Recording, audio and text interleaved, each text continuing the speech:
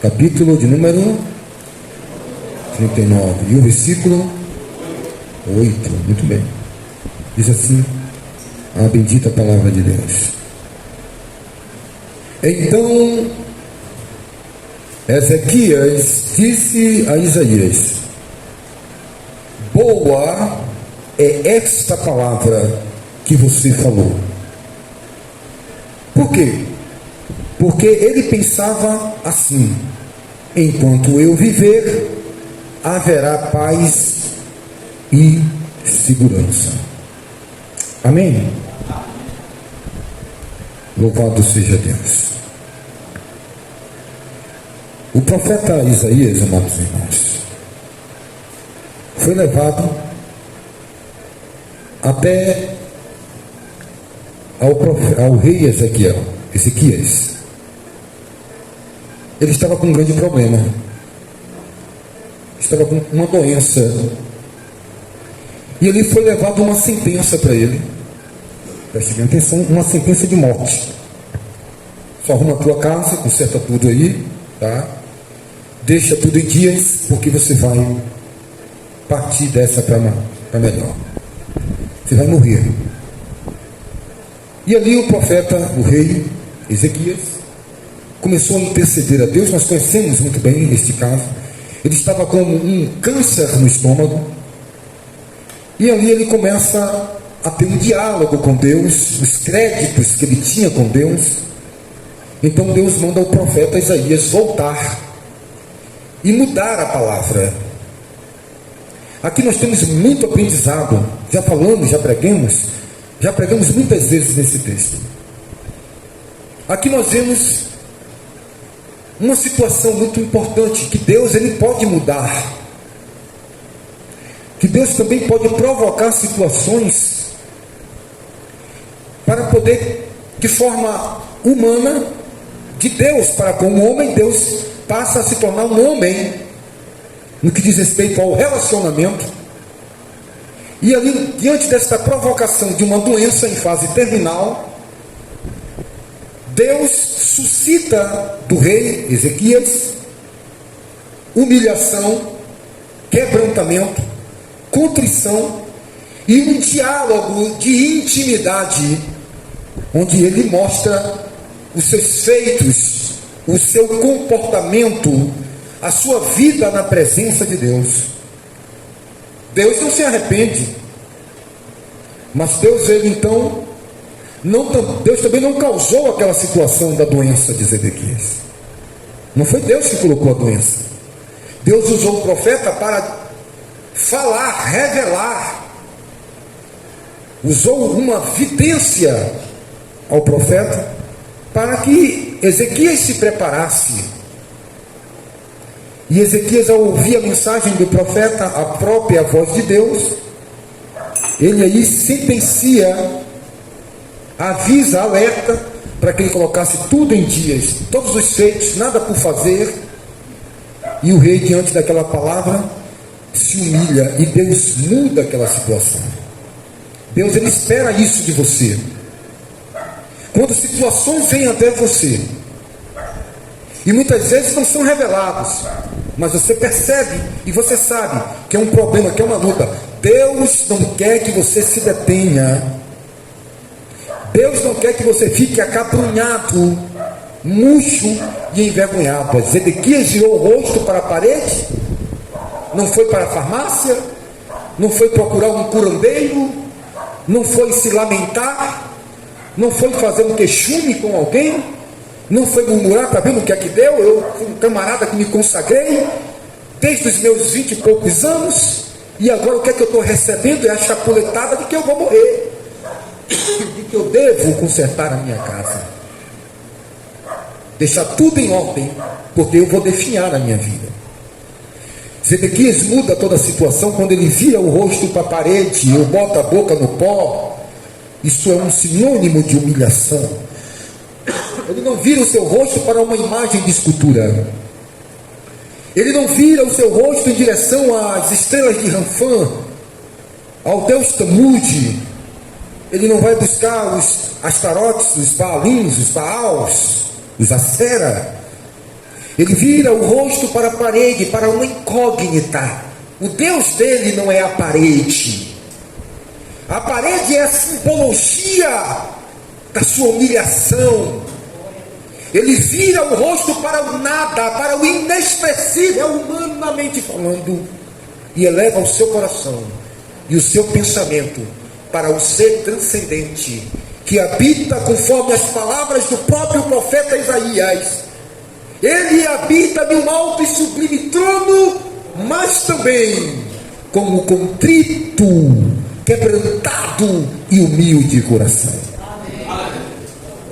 Então, o profeta Isaías não tinha nem saído do pátio, e a voz de Deus imediatamente alardeia nas paredes do coração do profeta. Meia volta vou ver o homem, profeta Isaías. Estremeceu meu coração.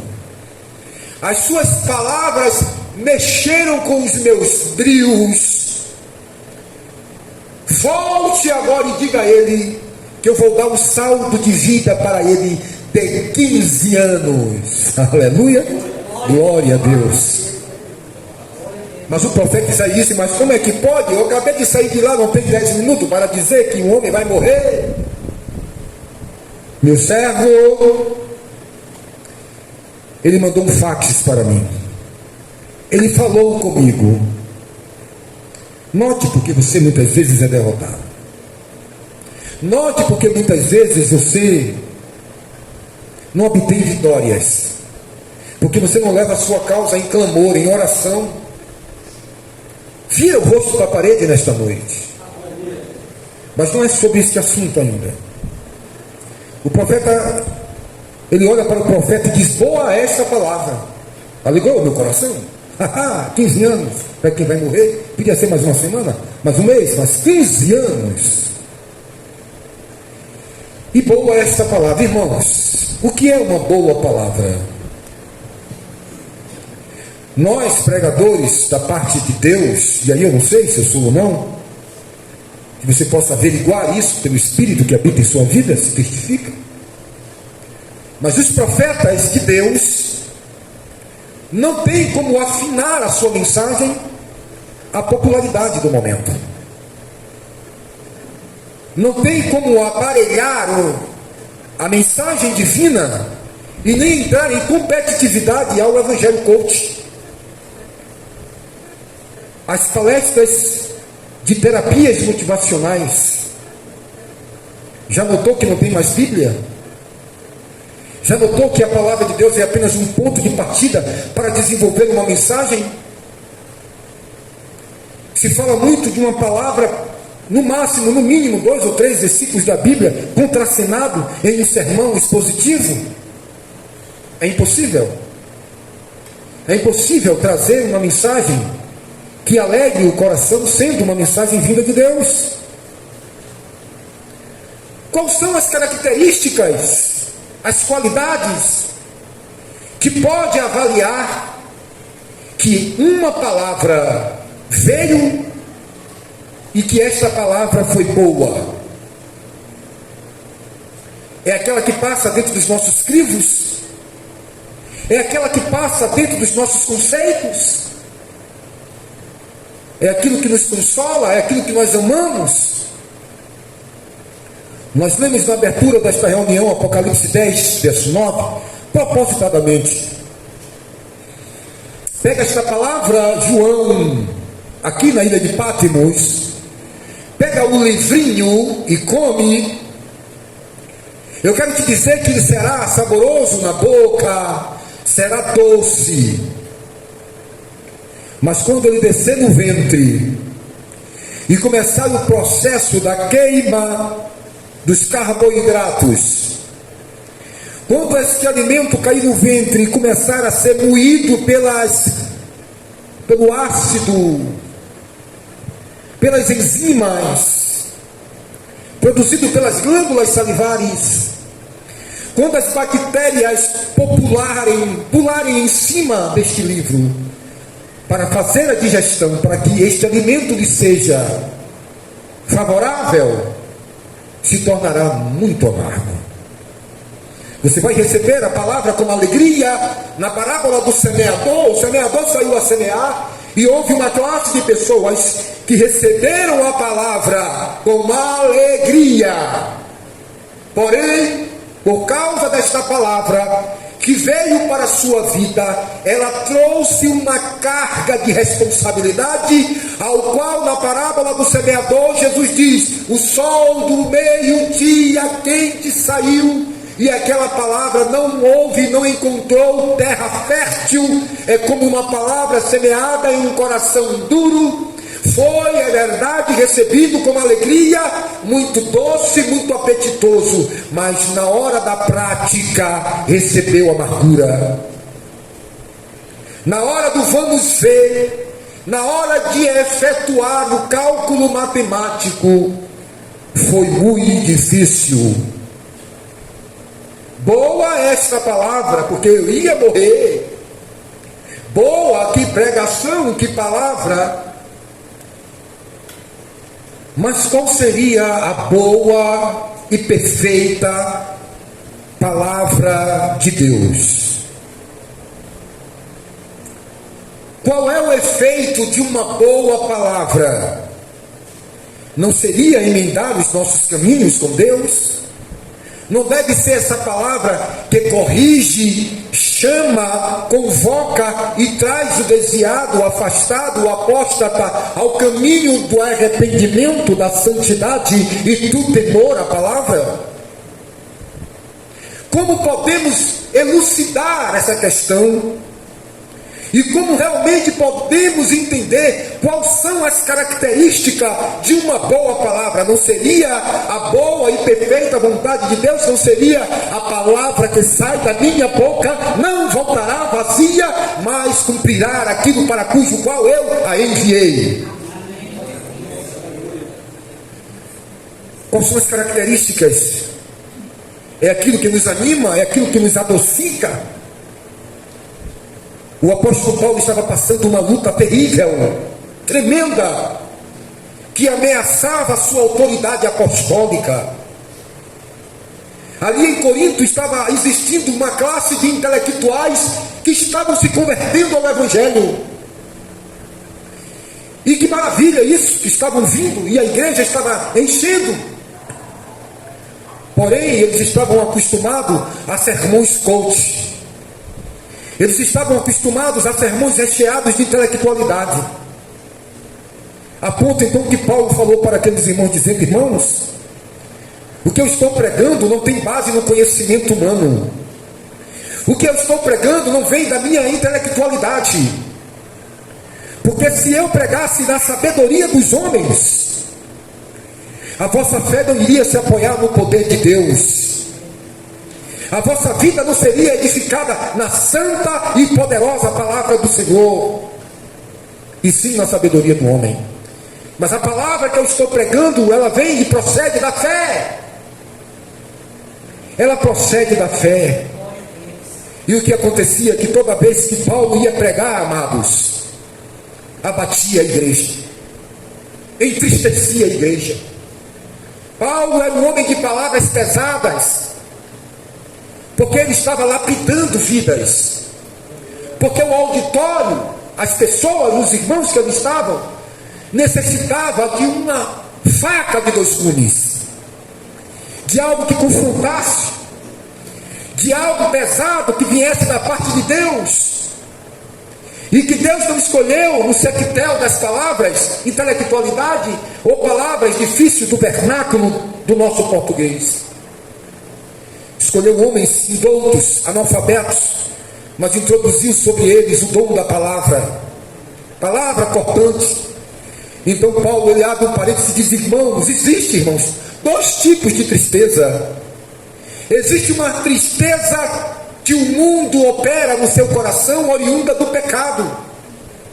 Quando você entristece o Espírito Santo e você fica triste, mas essa tristeza de que você vem para a casa do Senhor e ouve a palavra e é constrangido pelo Espírito, é uma tristeza que produzirá louvor, glória e edificação para o Senhor.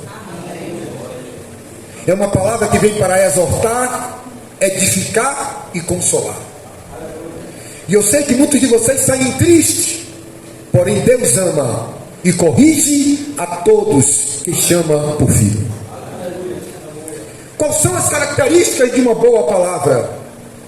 Abra a sua Bíblia, por favor, em Isaías, capítulo de número 30 e o versículo de número 10.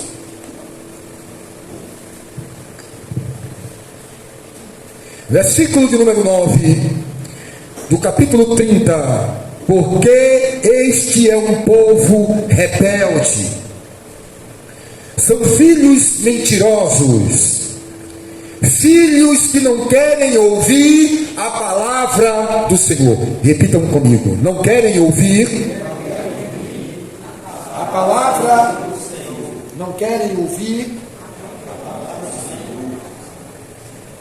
Esses filhos não querem ouvir a palavra do Senhor. São filhos mentirosos, filhos que não querem ouvir a palavra do Senhor. Ótimo. E o que é que esses filhos mentirosos querem ouvir? Verso 10. Eles dizem aos profetas: não tenham mais visões da parte de Deus. Dizem aos videntes: não tenham mais visões. E dizem aos profetas: traga pregações para nós, mas não do que é reto. Não tragam pregações da parte de Deus.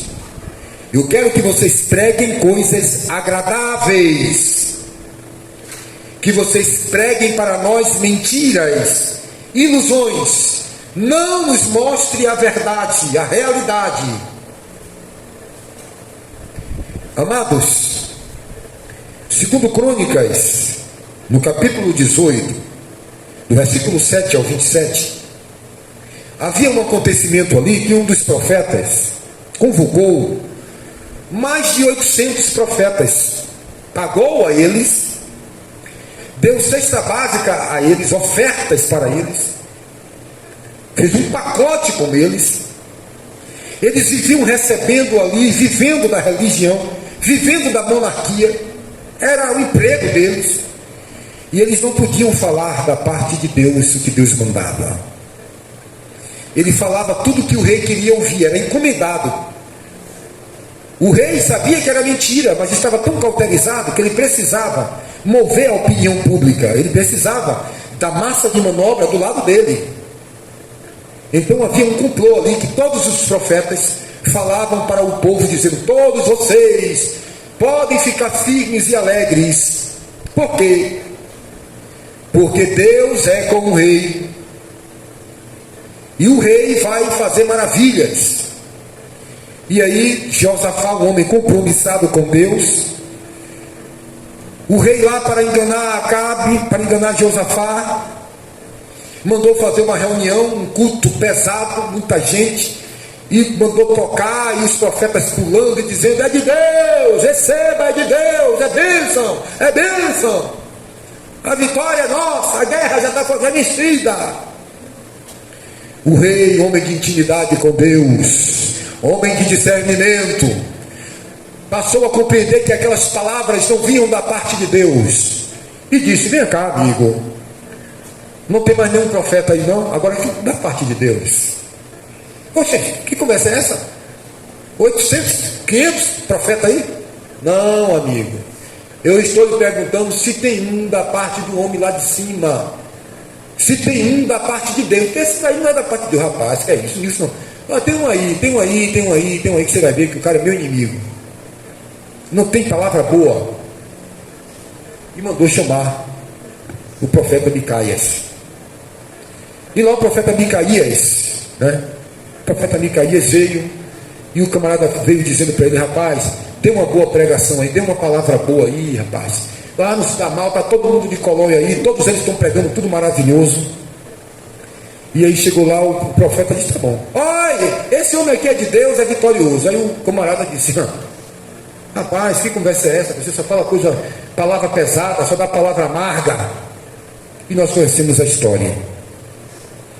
Houve também o profeta Acabe com Elias, no capítulo 21 de 1 Reis, verso 20, que a vida de Acabe era dizer que Elias era inimigo. As palavras de Elias não caíam no coração daquela classe religiosa, monárquica. Era um inimigo. O que é que eu quero dizer para os irmãos hoje aqui? Encerrando essa palavra. Quais são as características de uma palavra? É aquela que cai no seu agrado? Um pregador deve se preocupar se você vai gostar da palavra ou não, ou deve se preocupar se ele está sendo fiel à palavra que ele foi entregue? Irmão, você sabe qual é a boa palavra? Olha para o teu irmão do lado. Pergunta para ele: irmão, você sabe qual é a boa palavra? Sabe qual é a boa palavra? Diga para ele: é aquela que muda a estrutura. Diga forte dentro do coração dele. Pesado, para bater mesmo. Diga para ele: sabe qual é a boa palavra? Não é aquela que a mesmice continua, meu filho. Eu não creio nesse poder. Eu não creio na palavra que não muda a estrutura de pecado, que não muda a vida religiosa, que deixa as pessoas escravas a um sistema. Eu não creio nesse pregador. Eu não creio na profundidade dessa palavra, que cria seres viciados em regra de homens. Eu creio numa palavra que tira escama de olho. E a única palavra que pode tirar escama de olho não são palavras de evangelho coach nem de terapia. Boa essa palavra, ótimo. Quem ouviu mudou. O sistema mudou.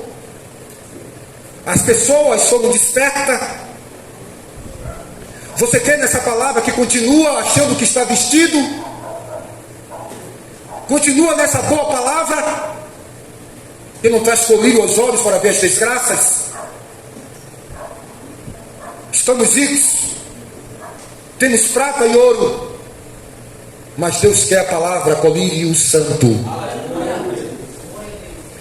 que vai fazer como Paulo ao caminho de Damasco. E quando ele ouve a palavra: eu sou Jesus, os seus olhos cheios de escama, e a palavra de vida foi dada a ele, para que ele pudesse ir à casa de Ananias, e ali ele seria liberto pelo poder da oração e do ensinamento da palavra, que veio descortinar a mentira. Temos por aí, irmãos, nas redes sociais, temos por aí boas palavras, mas que não muda a carenagem, não muda a estrutura, fica só na boa palavra, não traz constrangimento, não traz confrontamento, só são delícias. Que delícia, que manjar, mas as pessoas continuam ali cegas. Já observou? Já observou como há um evangelho lindo nos padres? Já observou como tem uma palavra motivacional, mas ninguém abandona a idolatria? Tudo muito lindo, tudo muito psicanalista, muito terápico. Já observou toda essa religiosidade que envolve o Brasil? De boas palavras, mas não há boca no pó, não há rosto virado para a parede, não há um clamor dizendo: rasga-me por dentro, Senhor, faz em mim um movimento. É só obra de museu, é só obra de galeria de arte, para aplausos e contemplação, mas não há aquilo que o profeta Oséias clama dizendo: rasgai os vossos corações e não as vossas vestes entre o alpendre e o altar. Eu quero encerrar essa pregação pedindo que você abra a sua Bíblia em Segunda Crônicas, capítulo de número 16.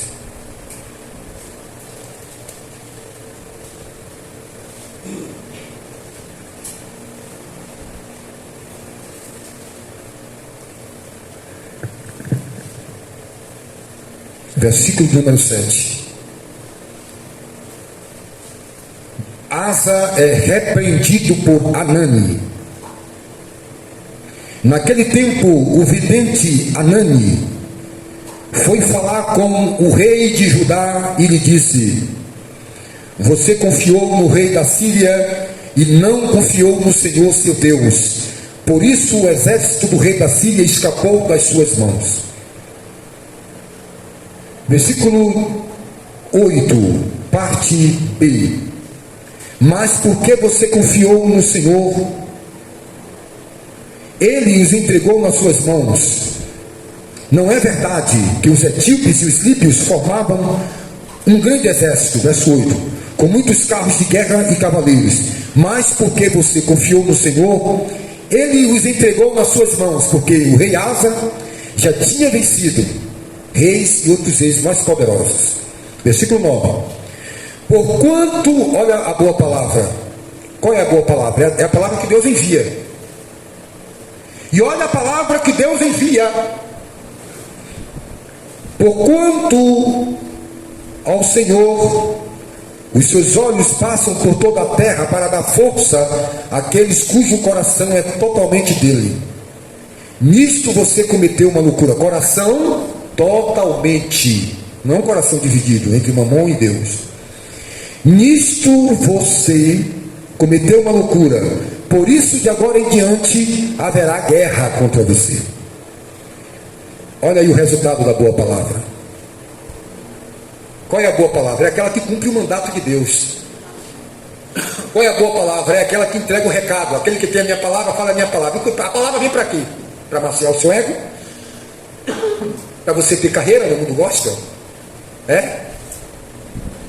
Come a palavra, ela doce na minha boca, mas amarga no meu ventre. Porém Asa se indignou contra o profeta e o lançou na prisão, porque estava enfurecido contra o profeta por causa da boa palavra que veio da parte de Deus. Na mesma ocasião, Asa oprimiu alguns do povo. O profeta Amós, levantado por Deus, vinha dizendo: rei e povos, o rei vai perder a guerra, não siga ele. Deus está falando. E entregava a boa palavra de Deus, mas o povo não recebia como boa. Boa para o povo era o que o profeta deu um tapa na cara do profeta Jeremias, e o profeta Passu estava dizendo: essa palavra não é boa, não, boa é a minha, porque o Espírito de Deus está comigo, fica na paz, goza na bênção, isso vai passar logo, toma aqui o melhoral. Mas é povo de casa rebelde.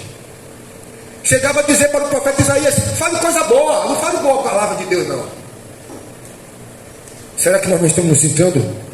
Será que nós não estamos barateando o grifo da nossa consciência? Será que nós não estamos, irmãos, perdendo o verdadeiro sentido e o verdadeiro valor do que é uma boa palavra de Deus? É aquilo que fura. Duro é contra ti resistir às minhas agulhas, aos meus espinhos, aos meus aguilhões.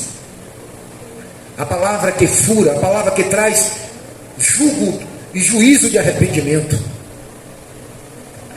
E aí a multidão começou a dizer para o rei: rei, eu vim aqui trazer uma notícia. Tem um profeta aí dizendo que está trazendo boas palavras. O senhor acha isso boas palavras? Ele tem enfraquecido toda a terra. Os soldados estão prostrados e estão fracos, porque a palavra dele não é de otimismo.